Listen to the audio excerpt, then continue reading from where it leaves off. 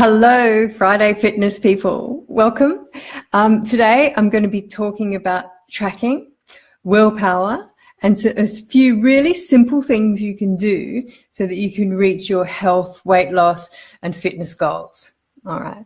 So tracking. We've talked about goal setting, but we haven't really talked about how to reach those goals. And the first thing you need to do, and studies have shown this over and over and over again, is start tracking. Now, I'm a compulsive tracker. I track everything. But studies do show that for weight loss, for example, tracking, even if you track irregularly, like if you go for 3 days or something and then stop and then do another week, and even if you do it like that, you still lose more weight than somebody that doesn't track, and you maintain that loss for a longer period of time. So it's a really simple thing to do, and you might as well do it. So while we're on the weight loss topic, I want to talk about different ways of tracking your intake. So I think the most important thing to do is just to start. There's a great tool out there, and I've given you the web address for it up the top. It's called a Chronometer, and it's a weird name, but it's really good. What it does is it tracks all your macros. So you can actually set that for goals in macros if you're a low carb eater or high fat or whatever particular diet you're on. If you know what diet you're on and you want to track things, it's great for that. So you can set your sort of protein intake and your carb intake and your fat levels and any other of like 100 different things, and it gives you this really good running tally on where you are. So you come dinner time, you can say, oh, look at that, I've still got 50% of my calories to consume. What shall I have? Rather than guessing, because we're all so good at guessing. We're so bad, really, we're so bad at guessing. So when you do get your tool, and there's a lot out there. There's MyFitnessPal is out there. I'm not that keen on that because it's sort of it does funny things with your exercise. You go out and exercise and it tells you, oh, you should eat more because you've done all this exercise. I'm not sure that's a great plan, because if you're trying to burn body fat, you would go out into exercise to burn the body fat anyway. So the Chronometer, doesn't give you quite that sort of advice. It gives you a lot more information, doesn't give you as much advice. The disadvantage with the Chronometer is it doesn't have a lot of Australian packaged foods on it. Is that a disadvantage or an advantage? I think maybe it's an advantage. It certainly encourages you to cook your own chicken breast and boil your own broccoli rather than getting it in some pre-prepared meal you stick in the microwave, that's for sure.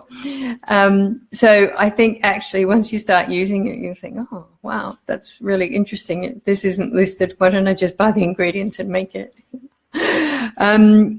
So what I try and do, and what I always tell my fitness group to do, is write the thing down in the Chronometer before you eat it. Because it's amazing. You go to the shops and you see a Mars bar and you think,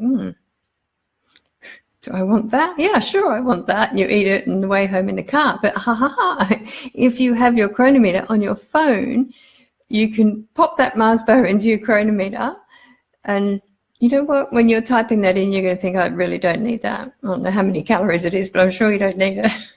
And you can change your mind. So I think that's really, really motivating. Write it down before you eat it.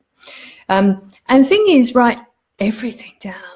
I mean, I track everything. I'm a terrible tracker. This is my Fitbit. That's the other link I've given you up there is a link to Fitbits. Now, most people actually do track their steps every day.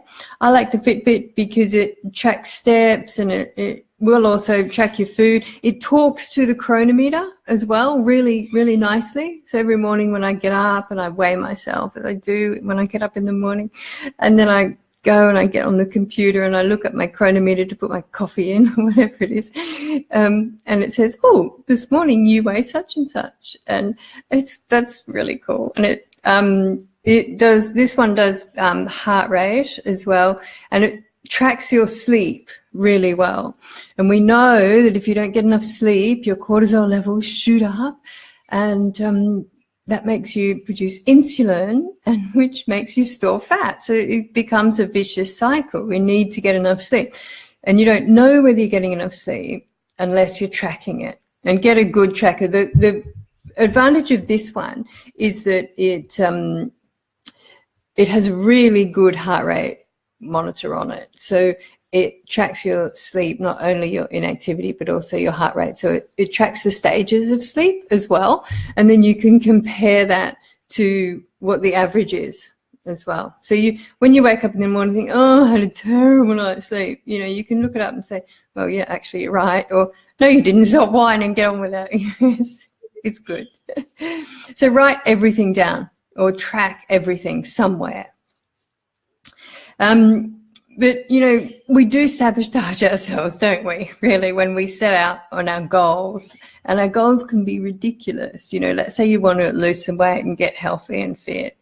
We say things like, this is January the 1st, right?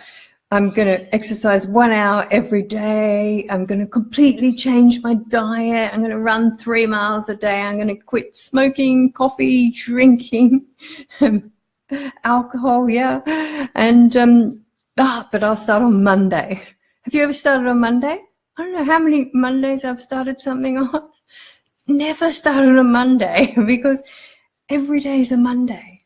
So forget that. First, forget that. The list itself is exhausting, and it's hard to get from the couch to running 3 miles. I mean, that's crazy, And what do we do for our horses all the time? For our horses, we break things down. So be kind to yourself and break it down. Make it easy. Make it achievable. Same thing as we talked about when we were setting goals last week. The thing is, you've got a finite amount of willpower, and every decision that you make in the day takes up a little bit of that willpower.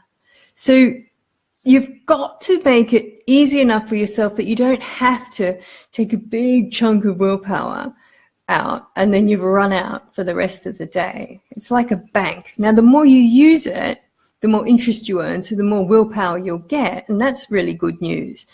But if you start using it gently, you can make drastic changes over time.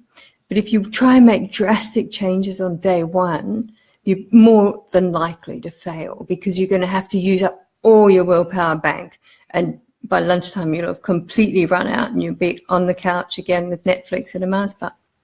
So in 1 month, studies have shown that you can form a good solid habit in 1 month.